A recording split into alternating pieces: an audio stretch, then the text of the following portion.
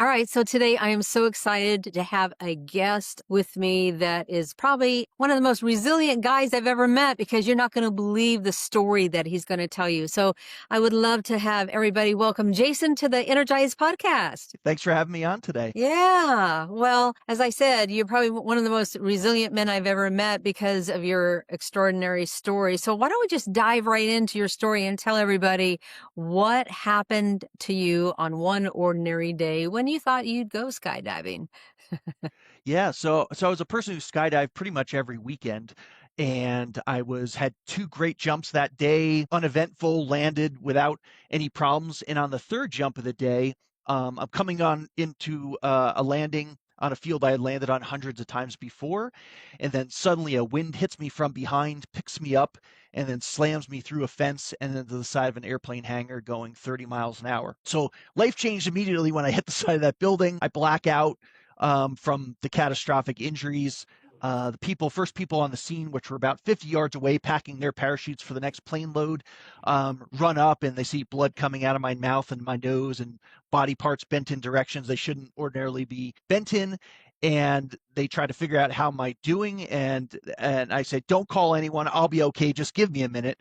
And I was blacked out, but that was my default mode of, if you say you're okay, you're going to get up and everything's going to be fine. Almost like when you slip on ice and you hit the ground, and if you think if you get up right away, everything's going to be okay. So I think that was my mentality.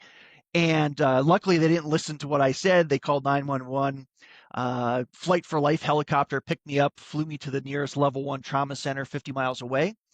And the major injury was when I hit the side of that building on the left side, 10 of my 12 ribs break, and they hit my heart with such impact. My heart shot out of where it normally sits, called the pericardial sac, ends up on the right side of my chest and all twisted up. And doctors later tell my family that we've never done this surgery on anyone before because no one ever makes it alive with this injury. Usually when your heart moves that far across your chest, it disconnects and you die instantly at the accident scene. So they couldn't believe I was alive to make it to the hospital, and they intubated me into a coma for 8 days.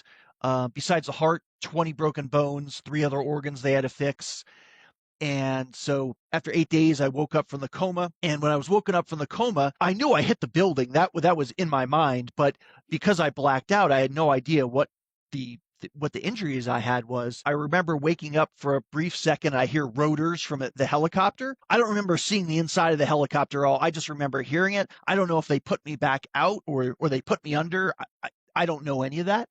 The coma was, it wasn't like, I didn't know how long I was in that coma because I asked that when I got out, and my family's like, oh, you were under for 8 days. So when you're in the coma, my mind was very active.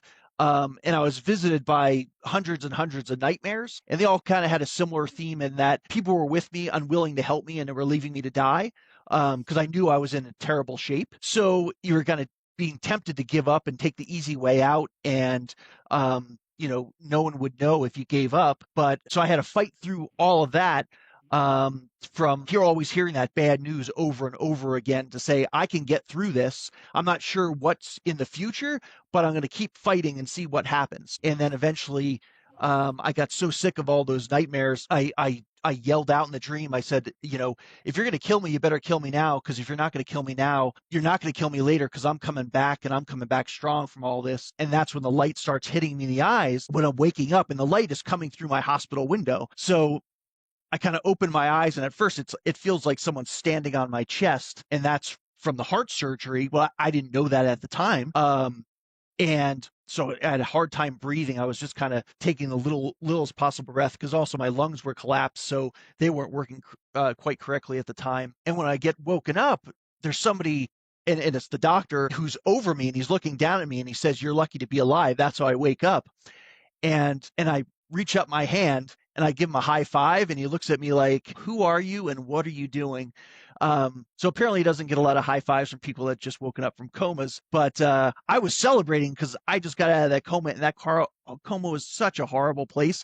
So I was just like, I'm finally out of this coma. I don't know where I am, and I don't know what's the future, but I'm in a better place now, waking up. Well, yeah. So after you woke up, I'm sure everything wasn't hunky dory. So tell everybody probably the journey you went through after you woke up. Yeah. When I wake up, I'm trying to figure out what's wrong with me because that doctor quickly leaves the room and I see tubes coming out of my chest and my stomach all draining blood. I see gauze all over, casts on my arms. There's all these machines encircling my bed and monitoring. I have no idea what. And so for the next 2.5 months, I just have to lay there and not move because of all of my injuries and broken bones. So I would say it's the hardest thing I ever went through, but it's the best thing I ever went through because it takes away all the distractions out of your life. And you start focusing on the life you were living and whether you're happy and things you're missing out on because, you're living at 100 miles an hour all the time, whether it's career wise, whether it's skydiving. And I was missing things. I wasn't spending enough time with family and friends. And I was just like, man, I was missing so much. And I really need to build myself back into a better version of myself. And you beat yourself up a lot. I was also going through a lot of pain at the time, which kind of is super difficult and can certainly change your personality, not in a positive way when you're going through that. But my family was there every single day. Luckily, my parents were retired. They relocated from the East Coast out to Denver to be with me every day. And one of the amazing parts, with that is I got to spend 105 days in a row with my parents.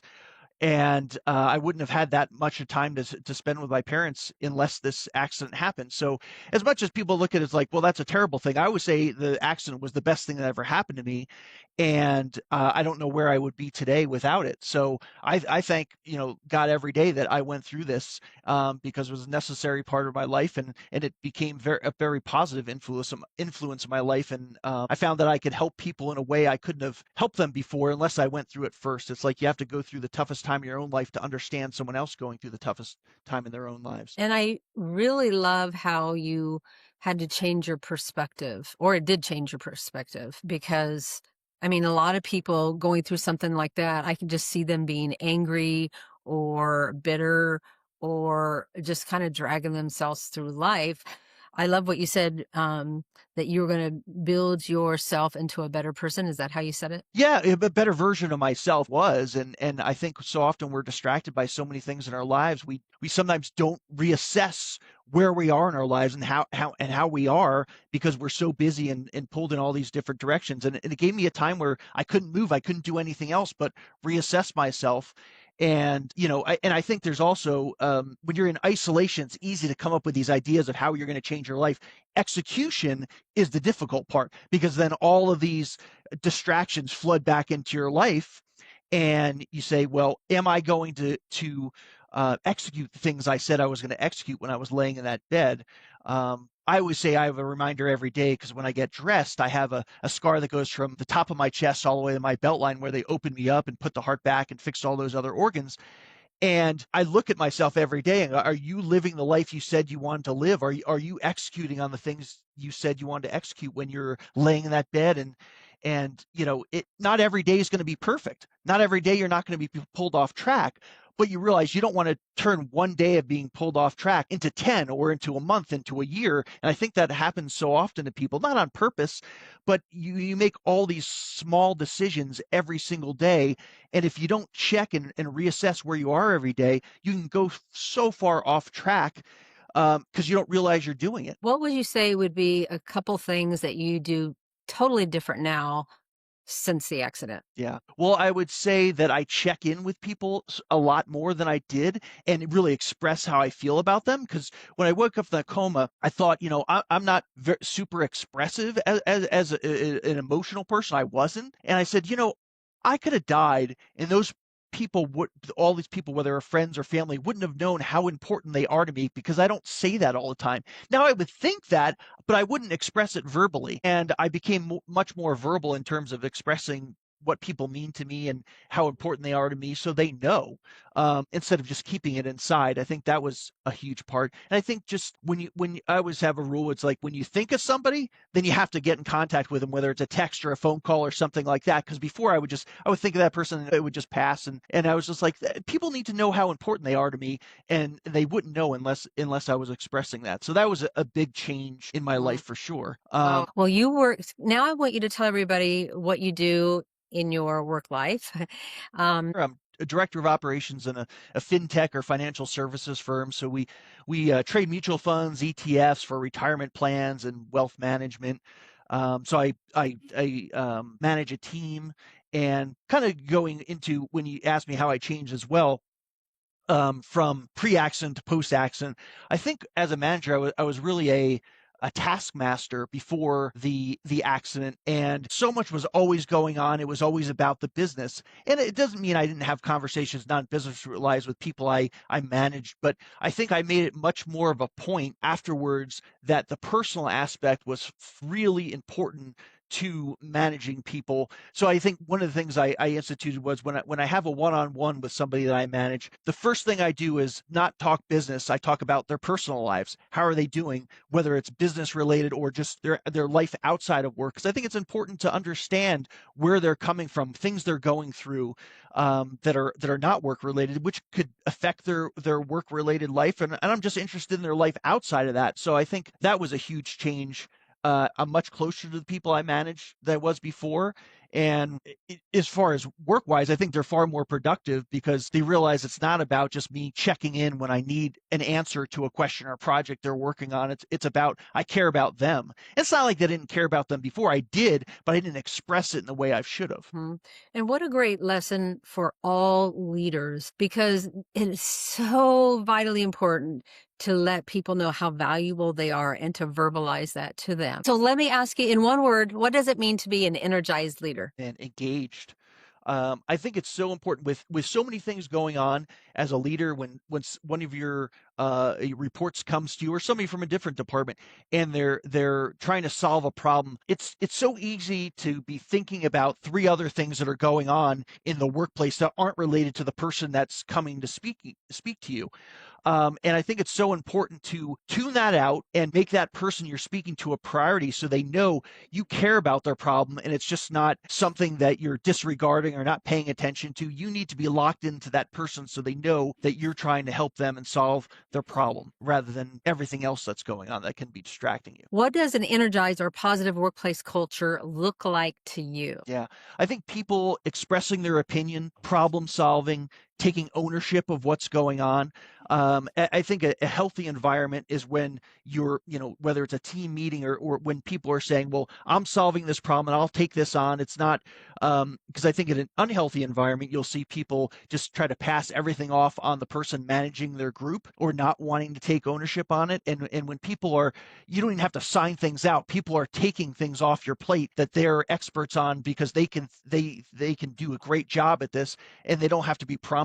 In terms of problem solving, I think is huge as well. Good. All right. So when your leadership battery is running low, what's your go-to recharge strategy? Yeah, I think getting out of the office and going for a hike, going for a long run, just not having not a phone with me. I don't, not, no distractions, just to completely disconnect from what was going on. And for me, that kind of re-energizes me to go back to that afterwards. But everyone needs a break sometime. I think just we get so accustomed to now being on call 24 hours a day, 7 days a week. And that's really not a healthy place to be, to constantly be in that place. So I think getting completely away from it and doing something I enjoy, and those are things that I enjoy doing. I remember years and years ago, my first job out of college, it was in a hospital, and I considered myself the office martyr. I was in charge of all the payroll. I was in charge of staffing all the nurses, every single shift, every single department. I reported to 5 different people. And I just made it a point to let everybody know I did not take a break today. In fact, I was so busy, I didn't even take a lunch. And when I look back now, it's like, what a dumb thing to do. I mean, I was not helping myself. I mean, I needed to take a break. And so it's very important that we learn how to unplug, or as you said, disconnect. So that is so important because it ends up re-energizing you to go back in, and you're going to be more productive and you're going to be happier. Absolutely. If you could go back in time and change anything as a leader, what would it be? Yeah, I would say, kind of going back to the other point with just being the taskmaster and it all being business all the time, and changing to being more personal and making sure that people are okay and checking in with them.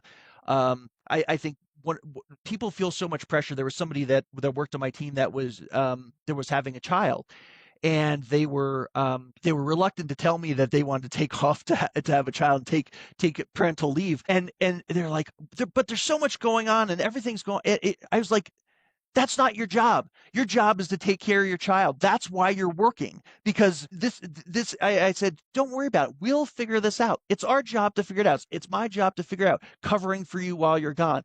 This isn't something you need to be concerned about. I want you to take care of your spouse and take care of your child. And that's the most important thing. Do not ever feel guilt for doing this. This person does a great job on our team and they feel so responsible for taking care of our customers, but it kind of took it over the line in that, no, you have a personal life. Your family is the most important thing. And I wanted them to understand that, and that this wasn't going to be held against them. I'm like, no, I'm so happy you're having a kid. I was like, this is an amazing part of your life. I was like, you only get these 3 months to spend in that time period with your child. Take every single moment you can, because you won't have it again with this kid. So I think that was, I wanted to, make sure that they understood my stance Yeah. on, and they should never feel bad about what they were doing. They weren't leaving us. They were living such an important part of their life. Well, kudos to you for really emphasizing to him what was important. I remember when I think it was my first child, and I took a leave, and in fact, they wanted me to come back early, and I understand that. So that's really amazing that you just made them feel like they didn't need to feel guilty, and what they were doing was super, super important. All right. So how do you energize your team during tough, stressful seasons? Yeah. I think first it's important to acknowledge you're going through a difficult time and not hide that. And one of the things I always say is like, guys, we've done this before. We've gotten through this before. So it's one encouragement to say, we've built a foundation on going through hard things, and every day is not going to be a great day. We are capable of doing this, and we're going to get through it, and we'll be on the other side, and we'll laugh about it when it's over. But you guys are completely capable of this. This is what we train for. This is why we're here. This is why we are a great team, because we're going to get through this difficult time. But I think acknowledging is 100%. Don't pretend like it's not happening. It's like, Right. we'll get through this. Jason, you sound like such a great cheerleader for your team. I try to be, and I think that's part of it's from the accident. I Yeah. think it was easy before the accident sometimes to have tunnel vision. Go, we're not going to get. This is really hard. I'm so sick of this. All these hours and everything over and over again, and going through that in the accident, going like, well, I've been through tougher. It's not like I'm not going to get through this. And I think letting those people know, because I think it's easy to forget that you've done great things before and you're just concentrated on the right now, and just to remind them that the abilities they've done before, remind them of difficult things they've done previously and done great, as an encouragement to get through this tough time, and they're fully capable of getting through it. So good. Celebrating what they've done in the past is a great reminder that, excuse me, that they're going to come through and they're going to do it again. And wouldn't you say that going through the accident taught you how to be resilient? And don't you think that carries over into working with your team on helping them to become resilient? For sure. I guess I was resilient before, but this was the ultimate test of being resilient. I built before the accident allowed me to survive the accident. And part of my responsibility is managing people is to help people build their foundation. And people, while they're going through it, aren't generally thanking you for building their foundation, because the reality is it's uncomfortable and it's hard. But you have to push people little at a time to expand what they're capable of, to ultimately get to the next level. And now 10 years, 20 years down the line, they'll thank you, because like, I don't know where I would be unless you pushed me forward. And sometimes I wasn't willing to really push forward, and you kind of just kept on pushing. But that's the key to expanding your knowledge, expanding your career. It's like you're going to be in uncomfortable situations that you're not sure you could take on at the time, but you're going to have to push forward, and that's what's going to get you to where you want to be. I usually tell people this: what you're doing today, whether you like it or not, is preparing you for what you're going to go through tomorrow. What you're doing today is preparing you for the doors you're going to go through. What you're doing today is the experiences that you're going through are preparing you for the experiences you're going to go through tomorrow, the people you're going to meet. And so, yeah, being very resilient by just pushing through with the experiences that you're going through is preparing you for what you're going to do tomorrow. Right now, Absolutely. you just mentioned a couple minutes ago about we're going to laugh at this when it's all over. So my next question is, how do you see laughter in the workplace playing a very important role? For stress relief, every time I have one-on-one with someone, I always try to make it, there's some part of it's going to be funny. We'll talk about, something that happened in the world or something that's happening with their lives and try to make them laugh when we're, in the office and walking by each other. It people are realize that it's okay to joke back and forth, and that's part of life, and that's how we get through this difficult times, because there's going to be extremely stressful times. And when it's not stressful, we need to make each other laugh, and we're enjoy each other's company. I think that's a really important part of the workplace too. It's like you're gonna perform so much better if you have a happy team of people that like to talk to each other, that enjoy to talk about experiences they're going through. That's a huge part of it, because you're at work so many hours a day. You might as well try to enjoy it as much as you possibly can, because there's parts you're not going to enjoy. But when you have the opportunity to interact with people and enjoy life, there's no better thing than to laugh with people. One more question, and that is this. If you could give every leader in the whole world one piece of advice, Jason, what would that be? Yeah, I mean, you have the ability and the responsibility really to help people in a way. Your job is beyond yourself. I would say when you have a purpose beyond yourself, you have strength beyond your own strength, because you have the opportunity on someone on your team or beyond your team to help them in their career to advance, which could mean more money, more responsibility, a better lifestyle for their family. And it also, that's responsibility. You can turn them off and turn them in a wrong way if you're not a good manager. So you have tremendous power, and use it in a positive way to make that person's life better, build their foundation, build their career, help them in any way that you can. I love that. That's amazing. But we do have to end with the fun question. And the fun question is, in the last, let's say, several months, maybe a year, what is a favorite book, movie, or a gadget that you've seen or purchased? Yeah. Just 2 weeks ago, I saw a movie called, and it's on HBO now. It's The Dark Wizard. It's about a guy named Dean Potter, and it's a four-part series. And in the early 2000s, and he passed away in 2015. He's a rock climber, and he was really cutting edge and built a way for people in the future like Alex Honnold. People are super familiar with Free Solo and Alex Honnold, but this guy, there wouldn't be an Alex Honnold without a Dean Potter. So from the outside, you would always see this, all his amazing feats, whether it's in climbing magazines or YouTube or whatever the case may be. And you have a certain image of people from the outside, because all you see is these amazing feats. But this film delves much deeper into his journals and things he was going through. And he was going through extremely hard times, whether it was mental health issues or battling things that you didn't realize existed from the outside.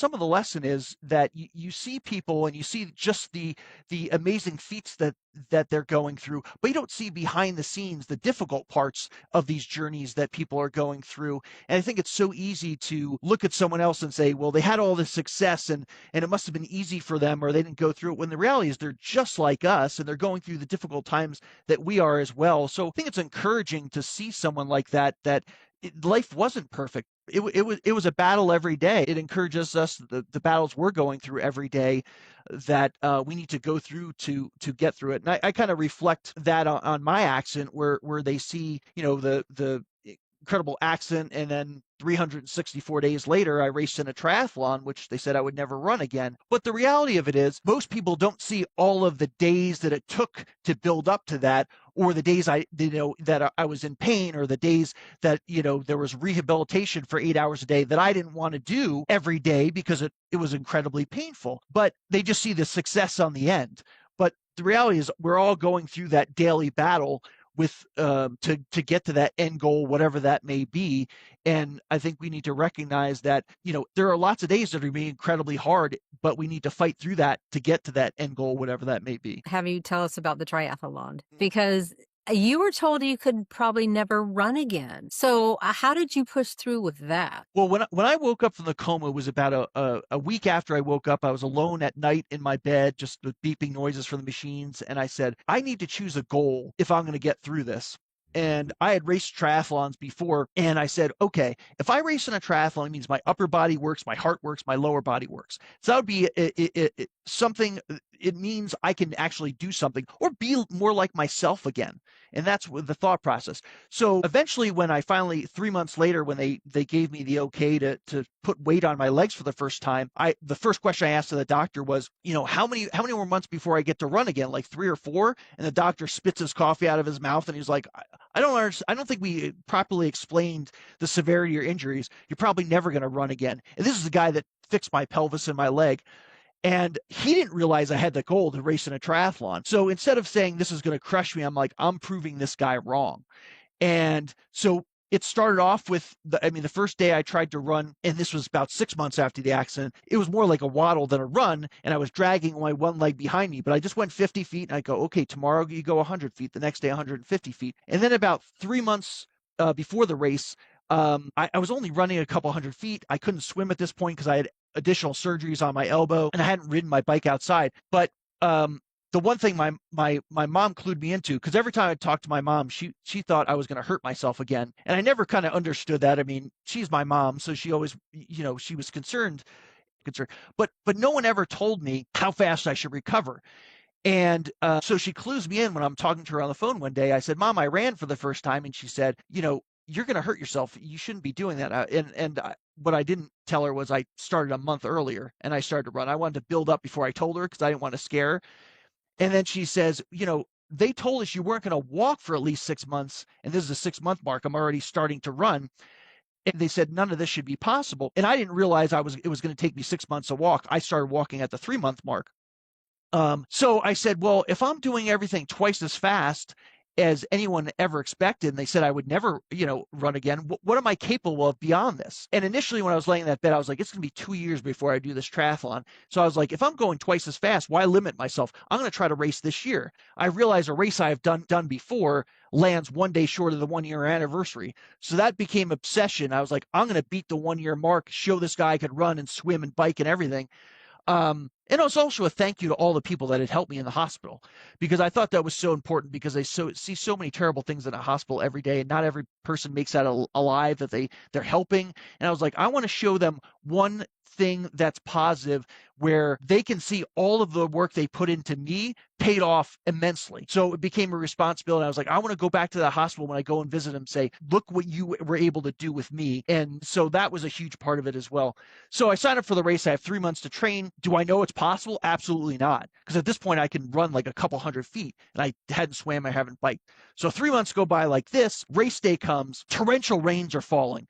It's the end of June in Colorado, but it's 46 degrees and the rain's come down. It's freezing. Half the race field doesn't even bother showing up because the conditions are so bad.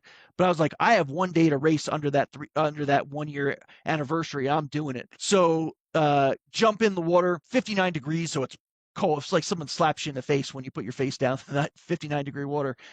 And so I'm swimming. I got panic attacks. My heart's going like over 200 beats a minute. I'm hyperventilating. And I turn to my back and I'm just like, all right, am I having a heart attack? That was a real thought I was having. And I was like, you know what? You've been through harder. Just relax for a second. And I was like, just swim 100 yards and see what happens. So I swim 100 yards and all of a sudden my heart's down to like 195 beats a minute. And I'm still hyperventilating a little bit less. And I go, okay, swim another 100 yards, see what happens. Now it's down to 180 beats a minute. And then I do that one more time. And after that, I go, stop asking yourself the question, just go. And I swim, finish the swim, get on my bike. And at this point, the rain's blowing sideways. It's not even coming straight down anymore. And halfway through the bike, so you're shivering cold because you're soaked from the swim. 46 degrees is cold, especially when you're wet, because you lose all the insulating properties of your body. And at one point I look down, I go, I don't really feel my feet on the pedals anymore. And it's because I lost all feeling in my feet. So I'm like, well, you might as well just keep riding. What else are you going to do? And then 5 minutes later, I'm like, my hands are attached to the handlebars, but I can't feel them either because they're completely numb. So I'm just like, well, just keep pedaling. And then a third of the bike left, my chain starts popping off the back. And the only gear I could find that works is the biggest gear on the bike. And I'm weakened at this point. I'm not fully back to what I'm capable of. I was certainly weakened in this race. Because I was only able to train for 3 months. But I get to the end of the bike and I slip my shoes on because I can't even use my fingers at this point. They're totally numb. So I just jam my feet into the shoes, and the doctor's voice comes into my head like, Jason, you're never going to run again. So I was like, well, I have 6.2 miles to prove this guy wrong. And I started running, and I didn't stop until I went through the finish line.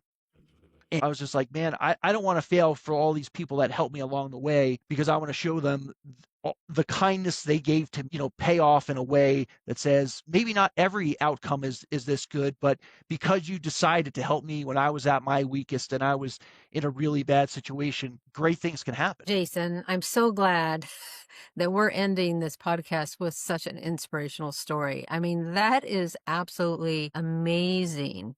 I mean, when you finished that triathlon, what did you think? I kind of, what's next? I was just like, as much as there was unknown and fear that that I could finish it, because I failed all along the way during training, meaning not every day, but when I test myself, I go, you can't do the race today.